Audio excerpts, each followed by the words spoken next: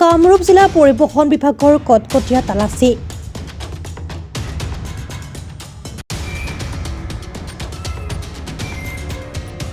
নথি পত্ৰবিহীন তথা নথিৰ ম্যাদ উকলি যোৱা গাড়ীৰ জৰিমনা বিহাৰ লগতে গৰাকীলৈ জাননী।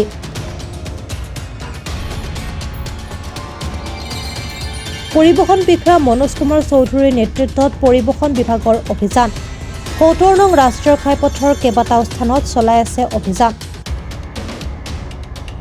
আপোনালোকে ৩১ মাৰ্চ আহিল, বহুত গাড়ী আপোনাৰ এতিয়ালৈ টেক্স ডিফল্টাৰ হৈ আছে, যেনেকৈ ডাম্পাৰ, বাছ আদিকে ধৰি। বিশেষকৈ ৰোড ছেফটি এৱাৰনেছৰ ক্ষেত্ৰত ডাম্পাৰবিলাকে যেনেকৈ দ্ৰুতগতিত গাড়ী চলায়, তেখেতৰ নাকি লগাৰ স্বাৰ্থত আমি প্ৰত্যেকখন ডাম্পাৰৰে আমি ড্ৰাইভাৰক আমি সকীয়াই দিছোঁ, আপোনালোকে অতি দ্ৰুতগতিত গাড়ী নচলাব।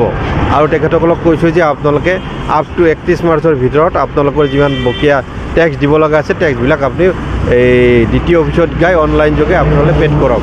এই ক্ষেত্ৰত আমি কঠোৰ হৈছোঁ।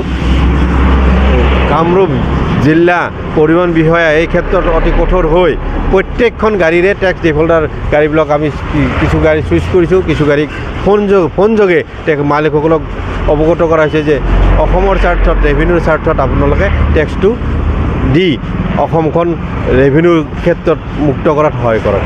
সেই ক্ষেত্ৰত প্ৰত্যেকটো ডাম্পাৰেই নহয়, প্ৰত্যেকখন বাছৰ ক্ষেত্ৰতে আমি আল্ট্ৰা বাছৰ ক্ষেত্ৰত আমি কঠোৰ পদক্ষেপ লৈছোঁ। তেখেতসকলক যোনবিলাক গাড়ীত এচিলিটি ফিট নাই, তেখেতসকলৰ ক্ষেত্ৰত আমি কঠোৰ ব্যৱস্থা কৰি তেখেতৰ ওপৰত কেছ ল'বলৈ গৈ আছোঁ। আমি শুনক, ইণ্টিগ্ৰেটেড এডুকেশ্যন কেম্পিং প্ৰত্যেকখন স্কুলতে আমি ইণ্টিগ্ৰেটেড এডুকেশ্যন কৰাৰ কাৰণে আমি বিশেষকৈ NH-17 আহে পাহে থকা যোনবিলাক স্কুল কলেজ আছে সেইবিলাকত আমি এৱাৰনেছ কৰি গৈ আছোঁ। যোৱা মাহত আমি মাহজোৰা কাৰ্যসূচীৰে আমি এৱাৰনেছ প্ৰগ্ৰেম কৰিছোঁ, ইণ্টিগ্ৰেশ্যন কৰিছোঁ। ঠিক তেনেকৈ আমি এতিয়া কমনৱে প্ৰত্যেক স্কুলতে শিক্ষকসকলক, ছাত্ৰসকলক বুজাম যে আমি road safety awareness programme, motor ভুল কেনেকৈ প্ৰয়োজ্য কৰিব লাগে, কেনেকৈ ৰাস্তাত চলাব লাগে, জেব্ৰা ক্ৰচিং কি কথা, প্ৰত্যেকটোকে আমি ক'বলৈ আমি গৈ আছোঁ।